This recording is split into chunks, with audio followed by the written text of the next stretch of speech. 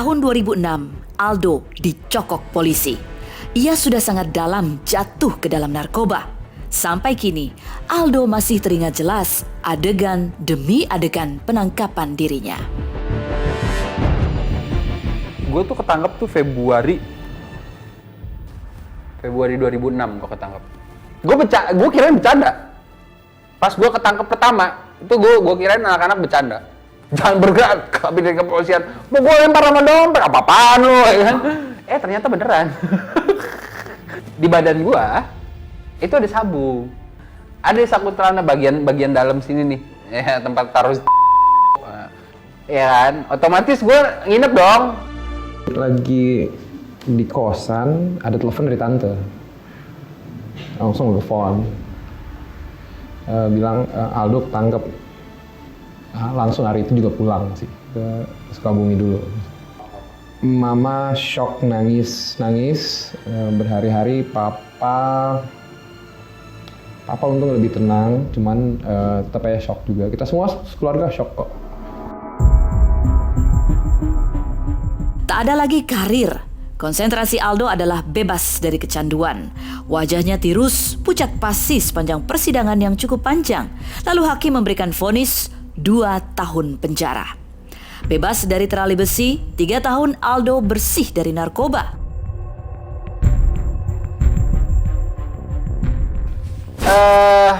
Yang ada di otak gue sih, oke, gue bakal berurusan sama polisi ini, ya kan? Gue nggak bisa gimana lagi. Gue harus berurusan dengan hukum. Pasrah lah, mau ngapain lagi? 2 tahun, oke, 2 tahun ngejalanin. Ya udah, gue berpikir oke. Satu hal yang gue yakinin, ya kan? Gue merugikan itu diri gue sendiri.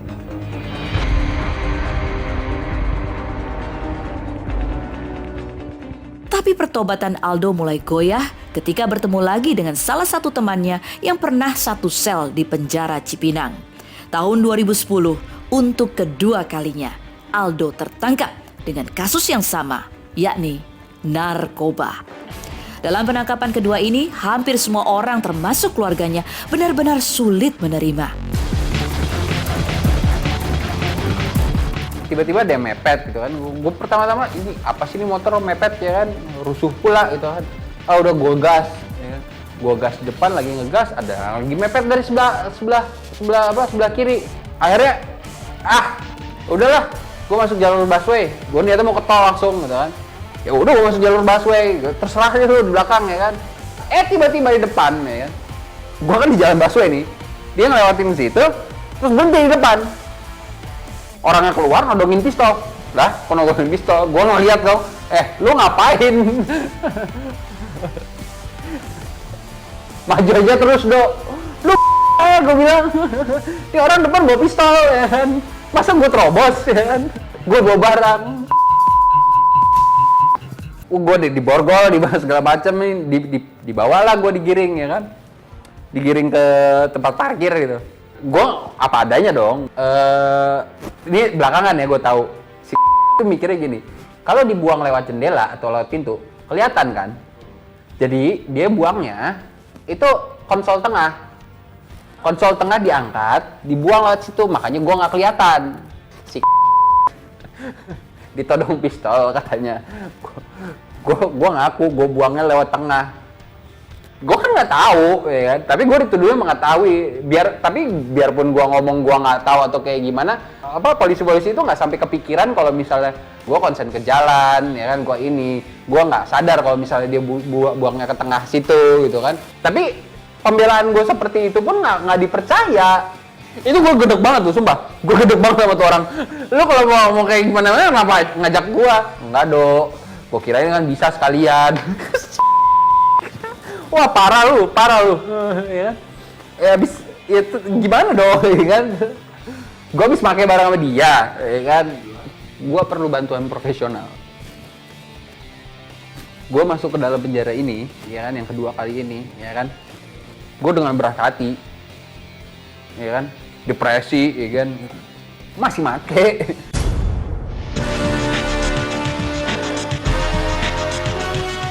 Entah bagaimana, Aldo seperti makin rapuh di masa kedua kalinya berurusan dengan hukum. Dalam penjara, ia tetap memakai narkoba. Candu saat itu mengalihkan Aldo dari frustasi terhadap hidup. Itu di dalam gue masih make. Dan parah. Ini nggak gampang buat semua orang. Sedih sih pasti, anaknya udah pasti sedih sih, dua kali lagi. Cuman lebih marah aja karena berarti kita harus ngelakuin ini semua lagi. Setiap liburan besar keluarga atau ngumpul keluarga tuh pasti ada keingetan dia gitu. Itu yang paling susah.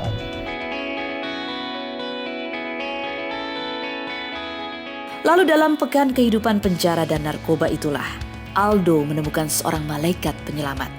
Adalah Indah Puspitasari, gadis yang kini diyakininya bakal menjadi calon pendamping hidup, berusaha dengan sabar dan setia meneguhkan jiwa Aldo yang sedang terpuruk.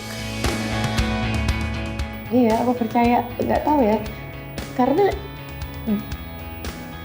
dia ke orang tuh baik. Iya, sebut hai gitu.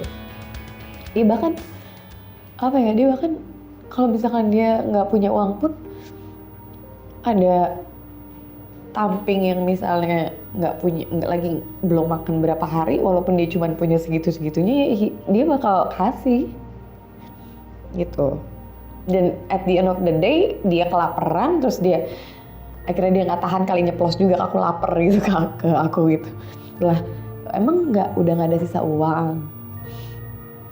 Akhirnya dia bilang, nggak, tadi aku kasih si siapalah namanya itu. Soalnya dia belum makan berapa hari, ya ampun. Itu hampir tahun terakhir ya. Sempet. Dia udah mulai, tiba-tiba dia sendiri, bukan aku yang tapi tiba-tiba dia, one day dia nyeplos. Aku nanti kalau aku keluar, aku udah mau nge-planning kita married gitu. Ya, mau ya? Gitu. So kayak, oh that's sweet, tapi lebih baik saya dulu gitu. Saya gue cuma saudaranya ya, cuman karena gue ngerti banget Aldo gitu, itu akan susah sekali punya pacar seperti dia, seperti Aldo. Kebetulan gue juga pernah kenal beberapa pacar-pacarnya yang dulu gitu, dan mereka selalu cerita sama gue betapa susahnya gitu. Dan kalau ngelihat ada cewek bisa sesabar ini sama Aldo, gue sih yakin kalau dia tuh ya memang cocok.